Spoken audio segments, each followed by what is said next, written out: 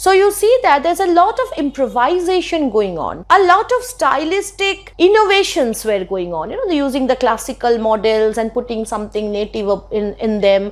So that is Renaissance. That is the way you take rebirth.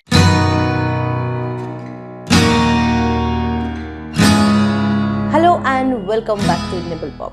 We are doing a series on history of English literature. We have already covered the Old English period and 3 different videos on different parts of the Middle English period.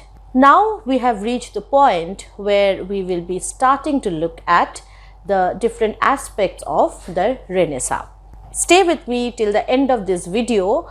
Here I will be focusing specifically on Renaissance poetry, the poets, their achievements, especially connected to the Tudor period, the Elizabethan Age, the Jacobean period, and a little bit of the Caroline Age too. Why I am taking such a long span is because some of the poetic forms which evolved during this phase, they were not limited to one single period, and so it will be more convenient if we looked at these poetic forms as a continuous movement rather than restricting them to only Elizabethan Age or only Jacobean Age. Okay, so stay with me till the end of this video and please subscribe if you haven't done so yet. This is Monami Mukherjee. Welcome once again.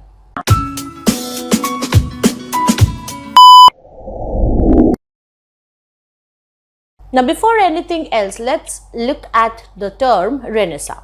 Technically, this term means rebirth. So we can assume that something was dead and now it's born again. What was dead? Now, when we were talking about the age of revival, we came close to this idea, of being reborn, of being revived. So whenever you hear this word rebirth, revival, always connected to classical learning, classical literature, classical art forms. During the age which we will be focusing on, the renewed interest in the classics, together with the exploration of the world, this was expanding the human horizon. Man was getting more in tune with the potential of man as a single individual. This idea of God being the center of your life, this was evaporating. In the last video, towards the end, I had discussed the concepts of theocentrism and homocentrism, which is more like the thing which you need to remember for Renaissance. In Renaissance, you must remember this term humanism, which is intimately connected with the idea of Renaissance. What is humanism? Humanism is a philosophical way of centering on human beings, trying to explain things in terms of human factors and not in terms of religious or divine or supernatural or even spiritual elements or factors. So humanism is intimately connected with Renaissance, and Renaissance is the rebirth of the interest in the classical forms, in the classical paradigm of life, classical philosophy of life. Alright, so this is the basic idea of Renaissance. Historically or politically, if you look at the age, just remember these main points, that compared to the previous age, in the previous age, remember the 100 Years' War and the Wars of the Roses, that was breaking the nation down, and it was pretty hard on the people who were creative people, because if your country is in a risk of invasion or a risk of a civil war, creative pursuits are not that peaceful. Therefore, we see a lack of creative pursuits in the previous ages, whereas right when the Tudor age starts, specifically when Elizabeth becomes the queen, then this nation sees stability in governance and feels a kind of political power which it has never seen before. So England was starting to become a world power now. It was starting to stretch its hands beyond its own geographical boundaries. These colonial explorations started. It was the beginning point of colonialism too. And we see that this whole adventure of knowing the world from the point of view of a stable government, this provided the people of England with a kind of peace that is so necessary for creating things. You have this stability back home, and this led to the flourishing of a lot of poetic and dramatic forms. Since this video is specifically on Renaissance poetry, we will be looking at especially the form which gained the most popularity, that is the sonnet form, and we will also talk about the longer poems which some of the poets wrote, as well as a little bit about the metaphysical poetry which started to bloom after the Elizabethan age. Okay, so this is going to be a categorical division of today's class, and we will go chronologically. We will talk from who wrote first and who wrote next and what they wrote, but somehow you will see that through these chronological movements we also get a generic movement. That means that kind of poetry evolving over time.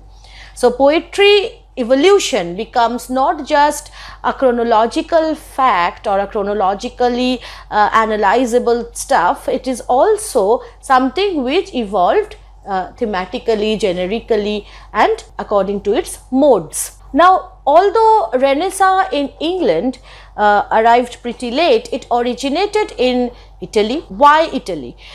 You see, Italy is the present center of ancient Rome. Where is Rome? Rome is the capital of Italy, right?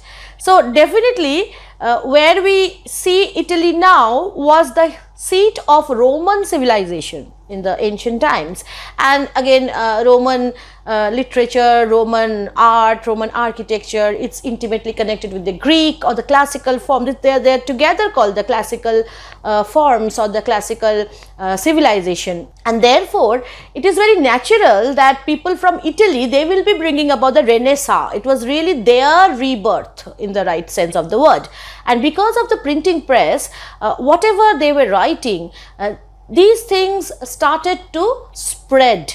So this process can be called a kind of an osmosis process. So this process was a kind of a diffusion. It is actually called a cultural diffusion, something which started from Italy and spread across nations, and in around 200 years it reached England, and this we see reflected in the way poetry started to get evolved. Alright, so when we look at the poetic forms, as I have already told you, we will see that the sonnet form, it got the greatest boost during this time.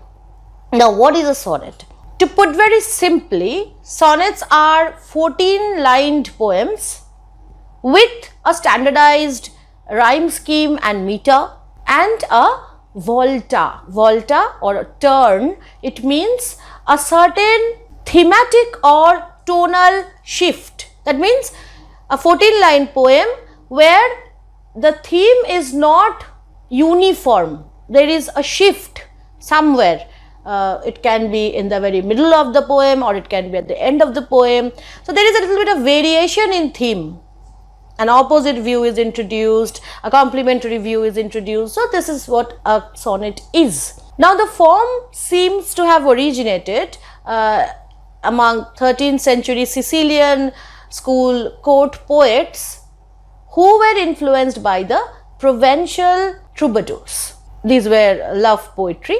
It was technically invented by an Italian notary. His name was Lentini, although this form was popularized by Francesco Petrarch. That is how he is pronounced in English, Petrarch. The sonnet form reached England sometime around 1530s. Now, two people were mostly responsible for this import of the sonnet form, and they are Wyatt and Surrey. Thomas Wyatt, he was a courtly man and he traveled across the continents and he came into close contact with the Italian writers during the times, and he got so influenced by their new style of writing, especially the sonnet form, that he himself started to practice the same. He translated a lot of Petrarch's sonnets, and in the process he started writing poems on his own, original works, and together with him we must remember the name of Surrey. In short, it is called Surrey, and his whole name is Henry Howard, Earl of Surrey. So Surrey is basically a place name here. His name is Henry Howard. Interestingly, Wyatt, he imitated Petrarch in his style of writing the sonnet, whereas what Surrey did, he reinvented the form, and the form which he invented is basically the one which we know now as the English sonnet, or that was popularized later by Shakespeare, and it is called now the Shakespearean sonnet style. So ironically, Shakespearean sonnet was not invented by Shakespeare. This rhyme scheme or this pattern of writing, this was started by Henry Howard, the Earl of Surrey. And he was a very original man because he also invented something else which is called the Poulter's measure. It's like a jogging kind of a meter. Okay, so this term Poulter's meter, so this term Poulter's measure, which actually means 12 syllable line and 14 syllable line alternating with each other. So it gives you a kind of a jogging style of meter. This Poulter's measure is associated with this man Surrey, and he did something else too. He translated 2 of Virgil's books, and while doing that he introduced in English for the first time what now we know as the blank verse. Okay, the blank verse is not a rhymed verse. A very important poet wrote an epic using the blank verse. If you know the answer, who that person is and what is the name of that epic, please write that down in the comment section. I will not name him now because he does not belong to this particular age, but later. So I will get it checked whether they have given me the right name or not. So Wyatt and Surrey, they were writing around this time, 1530s, 40s, but their work was published after their death. It was in 1557 that a lot of sonnets written by Wyatt and Surrey and some other anonymous poets, they were published together in a book that was originally called Songs and Sonnets. This later came to be known as the Tottle's Miscellany. Miscellany means a collection of diverse works or a collection of many different kinds of works. So Tottle's Miscellany was originally named Songs and Sonnets. Now this is all about individual sonnets. Now since I have mentioned to you the word Petrarchan sonnet, let me just give you a side note here that Petrarchan sonnet is also a 14-line poem, but we see a stanzaic division here. The first 8 lines, they are usually focused on a certain theme, and these 8 lines are together called the octave. And the next 6 lines, they talk about that particular theme itself, but maybe from a different point of view.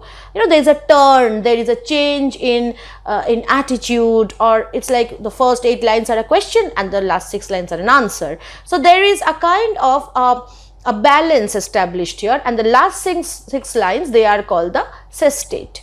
So octave and sestate, these constitute the Petrarchan sonnets, and this form was brought into England by Wyatt. Now since I have given you this breakup, let me also give you the rhyme scheme of a typical Petrarchan sonnet. It's usually ABBA, ABBA, CDE, CDE, and sometimes that CDE part is also seen as CD, CD, CD. So it depends on the poet, and there are other variations too, but the major point which you must remember is there is a clear stanzaic division, or rather a clear thematic division between the first 8 lines and the last 6 lines. Okay, so this is all about Petrarchan sonnets. Tottel's miscellany was about individual pieces, small little poems. The first sequence of sonnets that we have, a very important one here, is by Sir Philip Sidney, and this sonnet sequence is called Astrophel and Stella.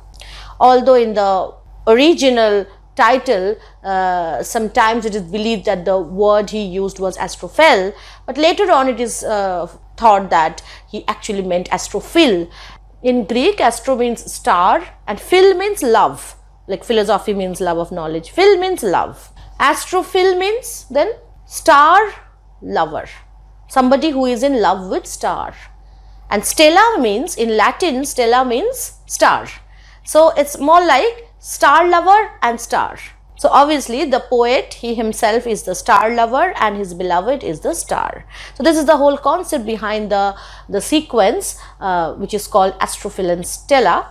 It had 108 sonnets and 11 songs.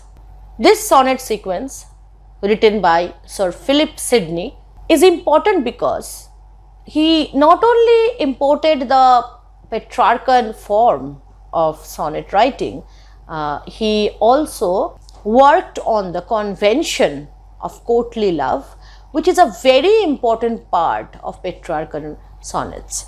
What is courtly love? Courtly love is a kind of, you can say a way of having an affair where the lady love, she is always placed on a pedestal, you worship her, and she is definitely something or someone you can't reach, and she is never going to say yes. It's going to be an unrequited love.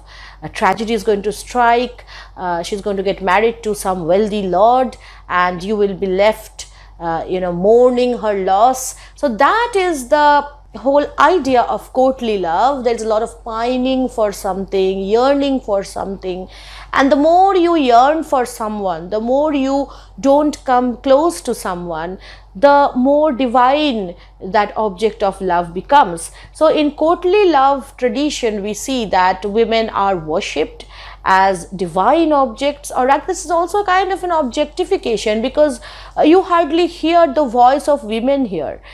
And no doubt, none of the women writers followed this particular mode of writing, because I can't imagine a woman talking about a man in the way the courtly love tradition poets wrote about women. They are either ladies in distress, and that old concept of, the knight in shining armor trying to come and save a lady, and then that lady doesn't give back what he wants. So this whole sentimental thing about not getting what you want in life, especially love, that is the core, that's at the core of this idea of courtly love. So Sidney, he built his work on this idea of unrequited love, because the woman whom he addressed in the poems, she did not get married to him, she got married off to some other person, and this created a lot of depression in him, definitely. But Sidney is known to be a very brave man who fought in the battle, and he died in a very brave way. So when you talk about Sir Philip Sidney, you just don't talk about his poems, but also about his personal charisma, which had an effect on the next poet, Spenser. Now, before going on to Spenser, I would like to mention some other works which are important when we talk about Sidney. Other than Astrophel and Stella, he wrote a pastoral romance too. The name was the Arcadia. Pastoral romance is not sonnet. Okay, pastoral romance is a long poem and is based on the Romance tradition, and at the same time the setting is pastoral. So there is an improvisation here.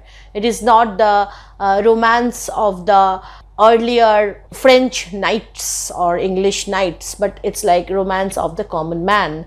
So it's pastoral romance. The setting is in fact romantic, I would say. There is a lot of reference to nature and the worship of nature. So a kind of, you can say, pseudo pantheism kind of gets in the way here. Anyway, so the pastoral romance as a poetic form that got a boost in Arcadia. The prose work which Sidney wrote is also very important because it is considered to be technically the first critical work, or rather a first work of criticism, literary criticism we have in English, and this work is called Apology for Poetry. It's also called Defense of Poetry. The two things almost are similar, where he talks about the Aristotelian concepts and also tries to make a case for poetry here. And he also throws a lot of light on his theory or his reaction to some of the contemporary thinkers who were thinking against the poets in a way. And he also redefined certain things which Aristotle had laid down. The work, An Apology for Poetry, is specifically focused as a work answering Stephen Gosson's The School of Abuse. So Stephen Gosson, he wrote The School of Abuse, and as an answer, Sidney wrote this. Now, soon after this, we see a figure in literature who can be called the next milestone in English after Chaucer. And the name of this person is Edmund Spencer. Spencer did not belong to the nobility or noble family.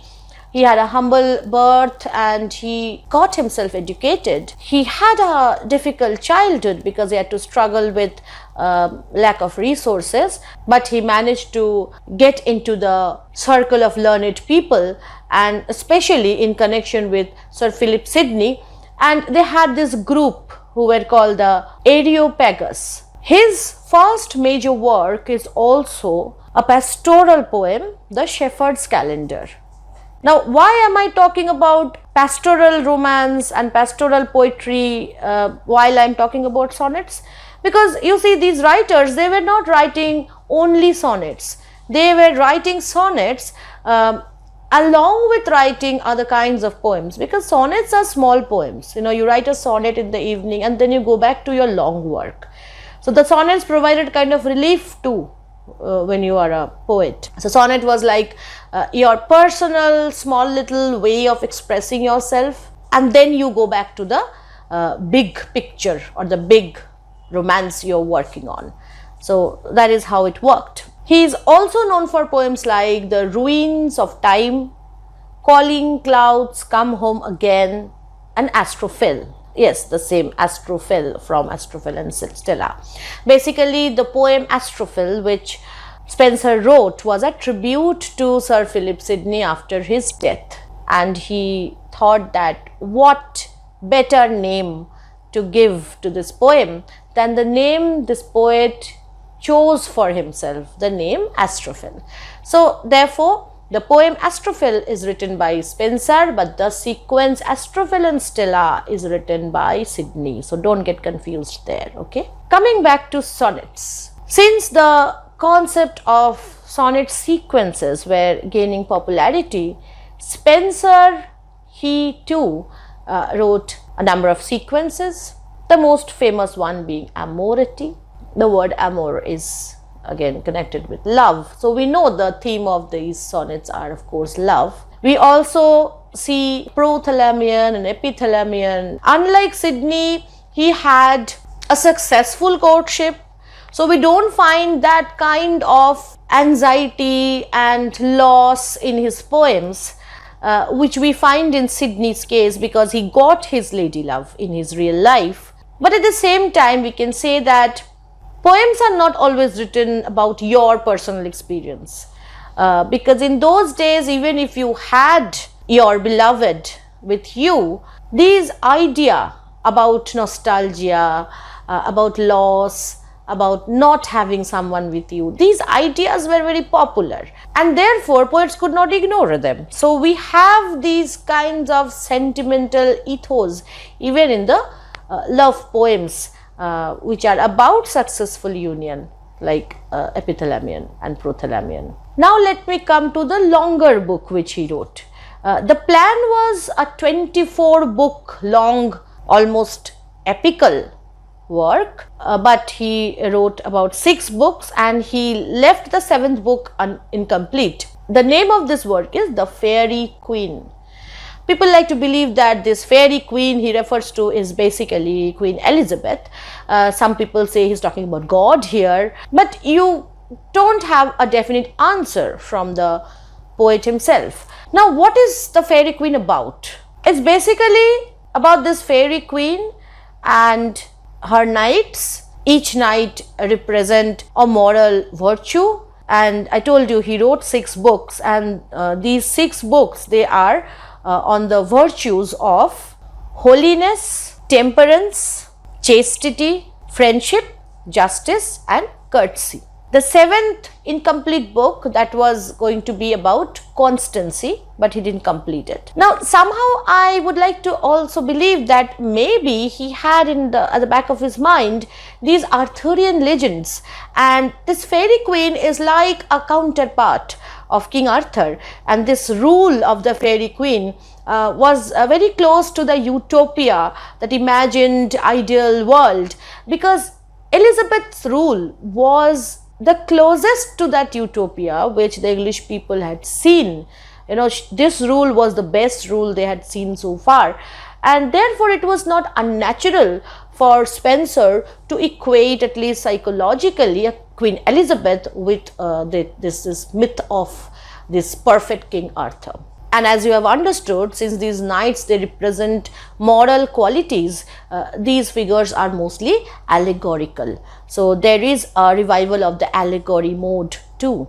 So you see that there's a lot of improvisation going on, a lot of stylistic innovations were going on, you know, using the classical models and putting something native in them.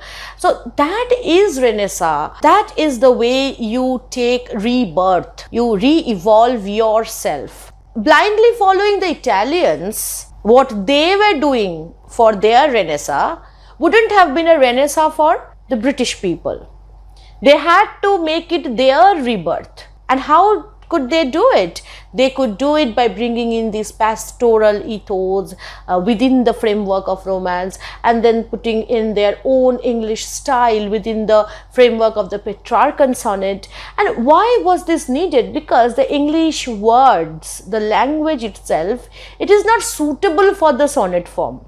Sonnet demands a lot of rhyme, and English words, they are hardly rhyming, because the endings are not always uniform, and these improvisations had to be made. This we see best reflected in Spenser, because he altogether invented this thing called the Spenserian stanza.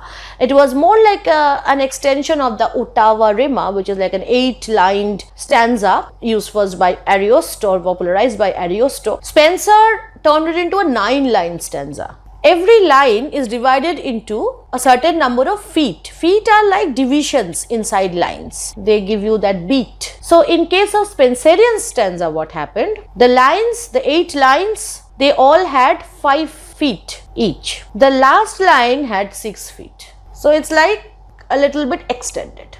That is the style of the Spenserian stanza. You know what the rhyme scheme was? A, B, A, B, B, C, B, C, C. So you see, the last 2 lines are basically rhymed. So it does not sound like different from the 8th line, but it is 1 foot more.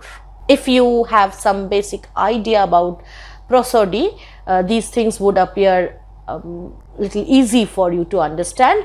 Don't worry, what you have to remember is that Spenser, he innovated this form where he reinvented the ottava rima, 8-lined meter or 8-lined stanza, and turned it into the 9-line stanza, which is known as the Spenserian stanza. This is you have to remember. Now, speaking of innovation, we must talk about Shakespeare, and it's like a tragedy if you have to speak about Shakespeare within such a short time.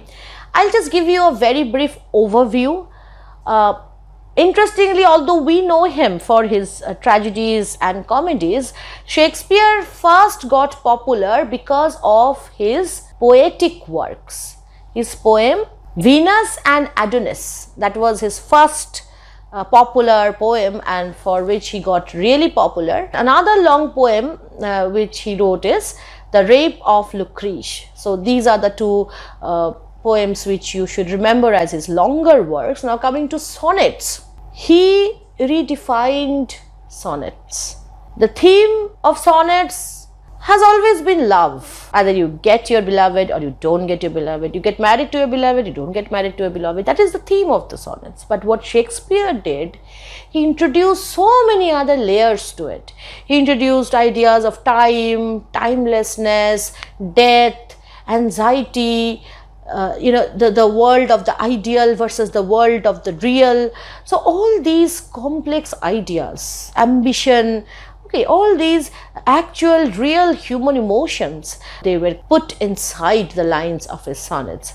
And that is why perhaps it is so timeless, even now they are so relevant. You can always fall in love and write a sonnet written by Shakespeare to your beloved and think that is going to work its wonder, because Shakespeare's words are definitely timeless, because he perfectly wrote that golden line that so long as men can breathe or eyes can see, so long lives this and this gives life to thee, which means that so long human beings are capable of reading anything, they will be reading these sonnets and they will be remembering Shakespeare. He will stay alive, his beloved will stay alive. So he had so much confidence in his writing. How many sonnets did he write? Well, thematically again, people like to categorize his sonnets. The first category of sonnets which he wrote, they were from sonnet number 1 to sonnet number 126, and they are addressed to a young man. We are never sure of the identity. What is confirmed is that he had an admiration for this young man who appears to be like a patron to him, and he felt anxious when he saw that a rival person was coming in. And these poems are mostly about the timeless beauty of his friend. And somehow I believe that if you have read Rabindranath, if you are a Bengali person, you would see that the poems or the songs which he wrote, which belong to the puja category, which is supposed to be divine poems, they are often full of erotic images, and they can be even seen as love poems. So it is very difficult to classify these sonnets as sonnets addressed to a friend, because the words which he writes, they are pretty amorous. You can address these things to your beloved as well. So it defies certain classification, but it is believed that he wrote this for some young man. Sonnet number 127 to 152, they are specifically addressed to a dark lady. Dark, I don't know, maybe a skin color was dark as referred in some of the sonnets, maybe dark in the sense that it's mysterious. We don't know again, since he deliberately wanted to keep the identity a secret. It's difficult for us to pinpoint who this dark lady was, but certainly he shows certain anxiety in moments where he feels that his love for his beloved, which is a pure, pristine love, is somehow compromised by this affair with this dark lady. So there is a lot of dramatic element in his sonnets, and that is why they are so very different from the poems which we have seen before him. The remaining two sonnets are addressed to not any particular person, but Cupid, the god of love. So how many sonnets did he write? I have already told you. I want you to write that down too in the comment section. How many sonnets did William Shakespeare write? Okay.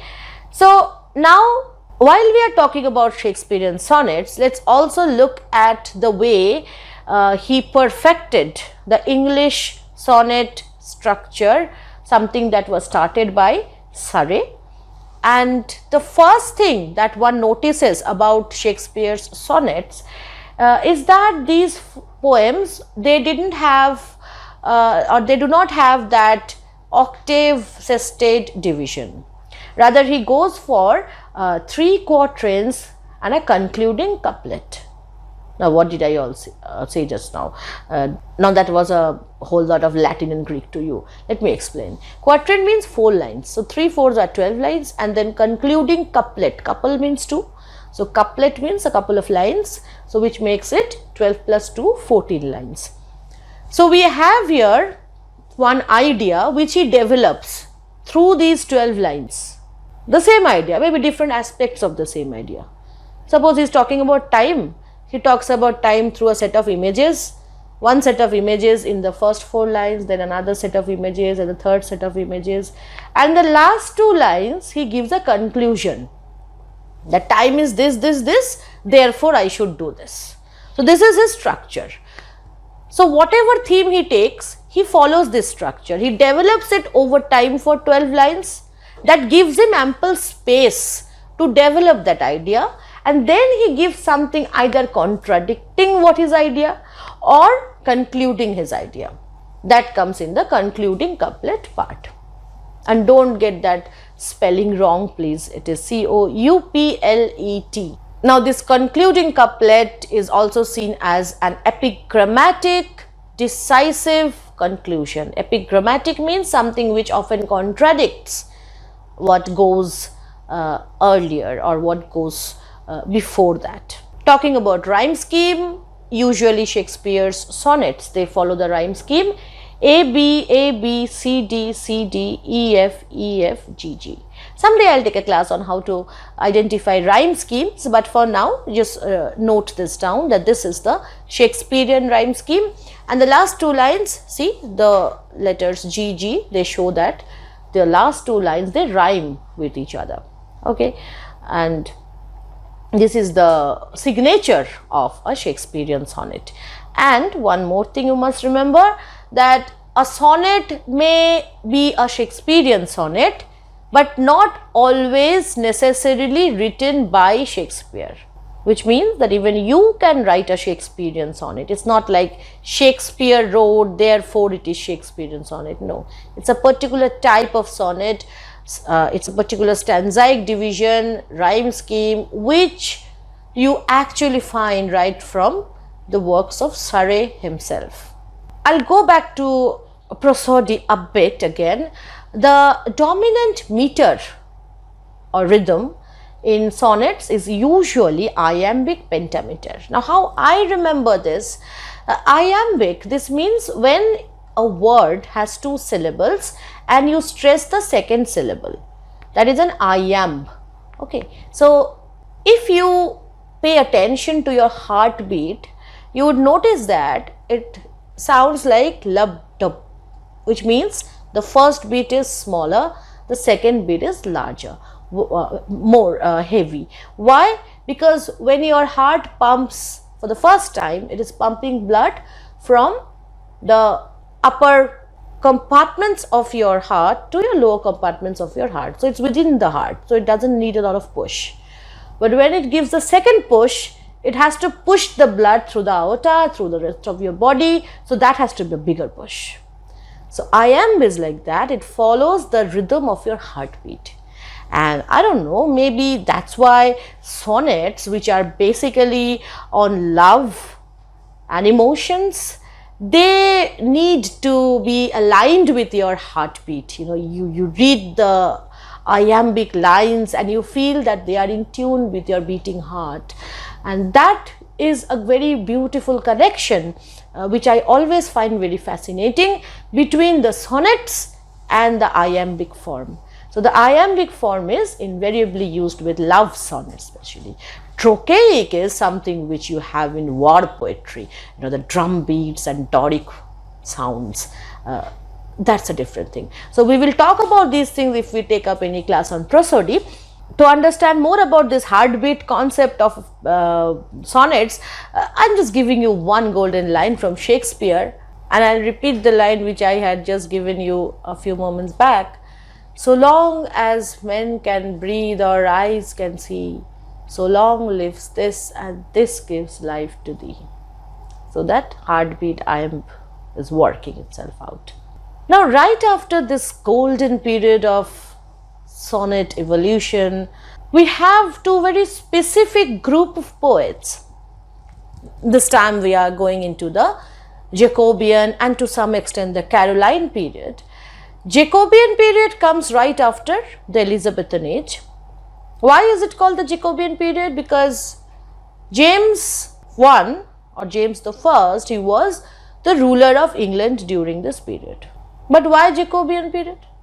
Because the word James, the name James is called Jacobus in Latin. So, it is Jacobean. Now, in Jacobean period, the major development which is noticed is in case of drama, but we also see a remarkable development in poetic forms, especially in the hands of two different people. One is Ben Jonson, who is also a playwright, and the other one is John Donne. People following the style of Ben Jonson. Ben Jonson is more classical, more formal. People following Ben Jonson were the poets who eventually started to follow the next king, King Charles II. They were the royalists, the supporters of the king, and these peoples were called the Cavalier Poets. I am giving you a couple of examples. The first example which I am going to give, he was not a courtly person, but he followed this tradition. His name was Robert Herrick. Other Cavalier poets, and please remember that most of them, if not all of them, they were from the Caroline period, not even from the Jacobean period. But then I told you that we cannot put a border abruptly. We have to look into the continuity.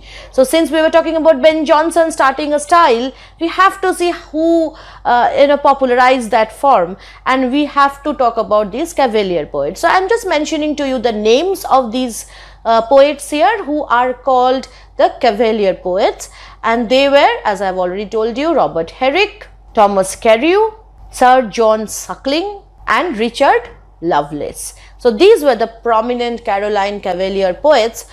And the other group of poets who were later classified as metaphysical poets, they were primarily influenced by John Donne. He kind of started that style of poetry. This term metaphysical was coined by Samuel Johnson. Samuel Johnson, he coined the term metaphysical poetry or the metaphysical poets, because metaphysical poets, they themselves did not call themselves metaphysical. What is metaphysical poetry? Metaphysical poetry is something where you put in a lot of wit. It's not just emotional or sentimental or romantic stuff. It's like you treat subjects with wit, with a lot of play of words, using paradoxes, using images which you don't otherwise normally use with those things. Like you normally associate a beautiful girl with a rose, but associating a beautiful girl with a water bottle, and then that's weird, right? So what Samuel Johnson and people like him, they felt was that these people, these metaphysical poets, John Donne and his followers, they were putting in incongruous or unrelated images, and they are kind of yoking them together, forcibly putting them together without proper assimilation, something which does not match. So that was not a compliment which Samuel Johnson was giving. Later, T.S. Eliot, he wrote a treatise, or he wrote an essay on the metaphysical poets, and he felt that the way Samuel Johnson looked at the metaphysical poets like John Donne, it was erroneous. He looked in a wrong way. Why? Eliot felt that during the Renaissance and just after that, this world was expanding. There was a lot of scientific research going on. Okay, you have people like Galileo, Copernicus, Vasco da Gama. So in the human mind, there was no distinction between artistic endeavors and scientific endeavors. People who are artists and scientists, you didn't see the world divided into subjects. It was not a time of specializations.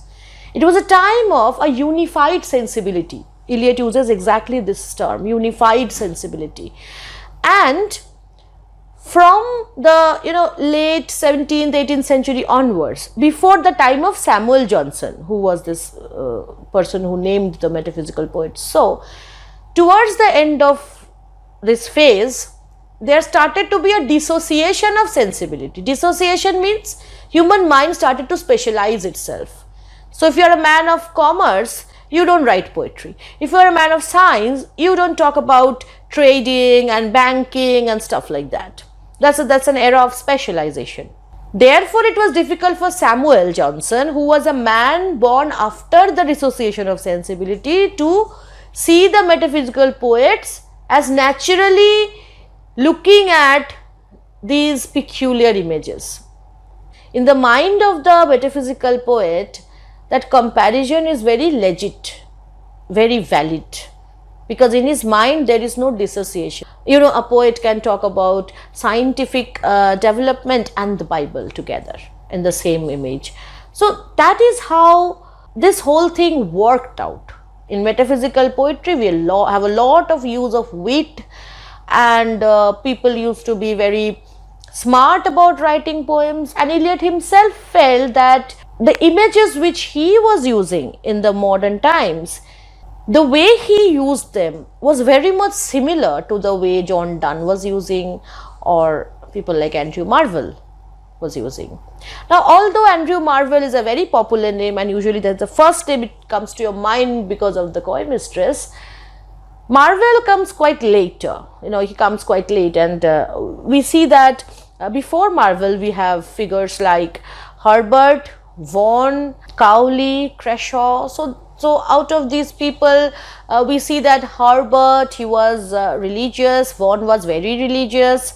With Donne and these people, we see that they reapply the sonnet form to accommodate religious themes, divine themes as well.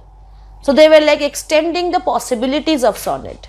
Sonnet, which is usually associated with love, erotic love specifically, is now applied to represent divine love, platonic love. So this is how innovations were being carried out. And since in the metaphysical poet's mind, there was nothing which he saw as incongruous, unmatchable. For him, you can match anything with anything. So they could match sonnet with God, and they could write religious sonnets. So you have to understand that this was a philosophy that was working in their minds. So after Shakespeare, we have these two kinds of poets, the Cavalier ones, the classical ones who followed the classical modes, and the metaphysical ones who were doing a lot of experimentation. And when you look at all these wonderful genres evolving, you would understand how eventually, when Milton started to write a century later, he had such a rich heritage, such a rich past to hold on to. No wonder he wrote that masterpiece, The Paradise Lost. So I will be with you again next week with another video. This time we will be looking at the different kinds of drama that evolved during the Renaissance. Again, the age spans from the Tudor Age right to the Caroline I. We will be covering the Jacobean part 2, and we will see how this was the period when drama evolved, well, dramatically. Do mention in the comment sections anything and everything that I might have missed in today's class, because I am sure it's such a huge area that I must have missed a lot of names, a lot of poems, a lot of poetic styles. I would be really happy if you remind me what I have missed. If you have any questions from this age, please go ahead, write them down in the comment section. I would gladly answer you. See you all in the next video then. Till then, stay happy, stay subscribed. This is Monami Mukherjee signing off. Thank you all for being here. Bye-bye.